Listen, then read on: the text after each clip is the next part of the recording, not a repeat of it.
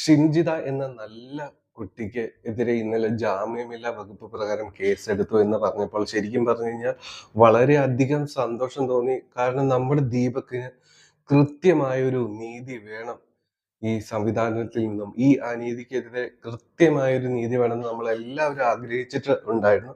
അപ്പോൾ ഇന്നലെ ജാമ്യമില്ലാ വകുപ്പ് പ്രകാരം കേസെടുത്തപ്പോൾ വളരെയധികം സന്തോഷം തോന്നി. ഇവളെ പൊക്കുവല്ലോ ഉടനെ എന്നൊക്കെ വിചാരിച്ചു. പക്ഷേ ഈ കേസ് എടുത്തിട്ട് അവളെ പോലീസിനെ പിടികൂടാൻ കഴിഞ്ഞിട്ടില്ല എന്നുള്ളത് ശരിക്കും പറഞ്ഞാൽ വളരെയധികം നമുക്ക് എന്താ പറയാ നാണക്കേടും ബുദ്ധിമുട്ടും ഉണ്ടാക്കുന്ന ഒരു സംഭവം തന്നെയാണ്. ഈ സ്ഥാനത്ത് ഒരു പുരുഷനായിരുന്നു എങ്കിൽ വിത്തിൻ ഒരു കേസും വേണ്ട, ഒരു പരാതിയും വേണ്ട, വിത്തിൻ മണിക്കൂറുകൾക്കുള്ളിൽ ഇവനെ പൊക്കിയിരിക്കും. പക്ഷെ ഒരു പുരുഷനെതിരെ അനീതി ഇവിടെ വന്നു കഴിയുമ്പോൾ അത് നടപ്പാക്കുവാൻ ഏവന്മാർക്ക് കുറച്ചൊന്ന് ആലോചിക്കണം. നമ്മൾ സോഷ്യൽ മീഡിയാസിലുള്ള ഇൻഫ്ലുവൻസേഴ്സ് ആണെങ്കിലും ജനങ്ങളാണെങ്കിലും ഇത്ര അധികം ഈ അനീതിക്കെതിരെ പ്രതികരിച്ചത് കൊണ്ട് മാത്രമാണ് ശരിക്കും പറഞ്ഞ പോലീസ് കേസെടുക്കാൻ പോലും തയ്യാറായത് എന്നാണ് എനിക്ക് തോന്നിയിട്ടുള്ളത്. നമുക്ക് ഏറെ ബുദ്ധിമുട്ടിക്കുന്ന ഒരു കാര്യം എന്താണെന്ന് വെച്ച് കഴിഞ്ഞാൽ ഇത്രയധികം ജനങ്ങൾ ഇവൾക്കെതിരെ തിരിയാനായിട്ടുള്ള ഒരു കാരണം എന്ന് പറയുന്നത് നമ്മൾ ഈ ദീപക് എന്ന യുവാവ് മരണപ്പെട്ടിട്ടും ഇവൾക്കൊരു ചെറിയൊരു കൂസല് പോലും ഇല്ല എന്നുള്ള ഒരാളുടെ ജീവൻ അവൾ കാരണം നഷ്ടപ്പെട്ടു പോയിട്ടും അവൾക്കൊരു മനസാക്ഷി എന്ന് പറഞ്ഞൊരു കണിക പോലും അവളുടെ സംസാരത്തിൽ ഇല്ല എന്നുള്ളതാണ് ശരിക്കും പറഞ്ഞ ജനങ്ങള് ഇത്ര അധികം ഇവൾക്ക് എതിരെ ഈ ക്രൂരതയ്ക്കെതിരെ ശരിക്കും പറഞ്ഞാൽ തിരിയാനായിട്ട് കാരണമായിട്ട് തീർന്നിട്ടുള്ളത്. എന്താണെങ്കിലും പോലീസിന്റെ കണ്ണ് തുറന്നു എന്നുള്ളതാണ് എന്തൊക്കെ പറഞ്ഞാലും. അപ്പൊ ജാമ്യം കിട്ടാത്ത രീതിയിൽ കേസൊക്കെ എടുത്തു എങ്കിലും അവള് മുങ്ങി എന്നുള്ളതാണ്. അവള് പുറത്തേക്ക് കടന്നു പോയിട്ടുണ്ടാവും, എവിടെ പോയെന്നറിയില്ല. എന്താണെങ്കിലും അവളെ കിട്ടിയിട്ടില്ല.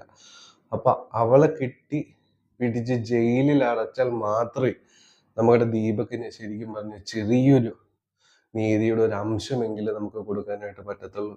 പോലീസിന്റെ മൂക്കിൻ തുമ്പത്തോടു കൂടി ഇവള് കടന്നുപോയി എന്നുള്ളത് വളരെ കഷ്ടമുള്ള ഒരു കാര്യം തന്നെയാണ്. കാരണം അവളെ അറസ്റ്റ് ചെയ്ത് കൊണ്ടുപോകുന്ന കാഴ്ചകൾക്കായിട്ട് നമ്മളെല്ലാവരും കാത്തിരിക്കുകയായിരുന്നു. എന്താണെങ്കിലും ഇൻഫ്ലുവൻസേഴ്സിന്റെ ശക്തി എന്താണ് എന്നുകൂടി ഒരു തെളിയിച്ച ഒരു സംഭവം കൂടിയാണിത്. ഇത്രയധികം ഇൻഫ്ലുവൻസേഴ്സ് ആണെങ്കിലും ജനങ്ങളാണെങ്കിലും ഈ അനീതിക്കെതിരെ തിരിഞ്ഞത് കൊണ്ടാണ് ഇങ്ങനെയെങ്കിലും ഇത്രയെങ്കിലും ഒക്കെ സംഭവിച്ചതെന്നാണ് എനിക്ക് തോന്നിയിട്ടുള്ളത്. എന്താണെങ്കിലും അവളെ അറസ്റ്റ് ചെയ്യണമെന്ന വാർത്തയ്ക്ക് അറസ്റ്റ് ചെയ്തതായിട്ട് കണ്ടുപിടിച്ചത് അവളെ പൊക്കിയതായിട്ടുള്ള വാർത്ത കേട്ട് നമ്മളെല്ലാവരും കാത്തിരിക്കുകയാണ് ആ ഒരു സുവർണ നിമിഷത്തിനായി. അതുകൊണ്ടൊന്നും നമ്മുടെ ദീപക്കിനുള്ള നീതി ഒന്നും ആവത്തില്ല. എങ്കിൽ പോലും നമുക്ക് എന്തെങ്കിലുമൊക്കെ ദീപകിന്റെ പേരൻസിനെ കണ്ടു കഴിഞ്ഞാൽ അവര് സംസാരിക്കുന്ന വാക്കുകൾ കേട്ട് കഴിഞ്ഞാൽ നമുക്ക് സഹിക്കാൻ കൂടി പറ്റത്തില്ല. കണ്ട് നിൽക്കാൻ പോലും ചിന്തിക്കുവാൻ പോലും പറ്റാത്ത കാഴ്ചകളാണ് അവരുടെ വായിൽ നിന്നൊക്കെ വീഴുന്നത്. അത് നമുക്കൊന്നും ഇന്നൊക്കെ നിങ്ങൾ വീഡിയോസൊക്കെ നോക്കിക്കഴിഞ്ഞാൽ ചാനലിൽ അവർ വന്നിരുന്ന് കരയുന്നത് കണ്ടു കഴിഞ്ഞാൽ നമുക്ക് സഹിക്കാൻ കൂടി പറ്റത്തില്ല. എന്താണെങ്കിലും എന്തെങ്കിലുമൊക്കെ ഒരു നീതി ഇതിൽ വേണം. അപ്പൊ ഈ ഒരു കേസ് വരുമ്പോഴാണ് ശരിക്കും പറഞ്ഞാൽ രാഹുൽ ഈശ്വർ പറയുന്നൊരു സംഭവമുണ്ട്. അത് പുരുഷന്മാർക്കൊരു സംഭവം വേണം, ഒരു സിസ്റ്റം വേണം, അവരുടെ നീതികൾ നടപ്പാക്കുവാനായിട്ട് ഒരു സംഭവം വേണം. ശരിക്കും പറഞ്ഞാൽ അത് ശരിക്കും പുള്ളി പറയുന്നത് എല്ലാവരും വളരെ പുച്ഛത്തോടു കൂടി കാണാറാണ് പതിവ്. പക്ഷെ ഈ ഒരു കാര്യം വന്നപ്പോൾ ജനങ്ങൾക്ക് പുരുഷന്മാർക്കൊക്കെ ഒരു ഏകദേശം ഒരു ബോധ്യം വന്നിട്ടുണ്ട് പുള്ളി പറയുന്നതിലും സത്യമുണ്ട് എന്നുള്ളത്. കാരണം വെച്ചാൽ ഇവളുമാരൊക്കെ എവിടെയെങ്കിലൊക്കെ കയറി ക്യാമറയും തുറന്നു വെച്ച് എന്ത് കാട്ടിക്കൂട്ടിയില്ല അതിനെ സപ്പോർട്ട് ചെയ്യാനായിട്ട് കുറെ ഉണ്ണാക്കന്മാരുണ്ടാവും എന്നുള്ളതാണ്. എന്താണെങ്കിലും ഇവളെ പൊക്കുവാൻ വേണ്ടിയിട്ട് ഇവളെ പൊക്കിക്കൊണ്ട് വരുന്ന വാർത്ത കാണുവാൻ വേണ്ടിയിട്ട് കാത്തിരിക്കുകയാണ്. കൂടുതൽ വീഡിയോസിനെ കാത്തിരിക്കുക. Take care. Bye bye.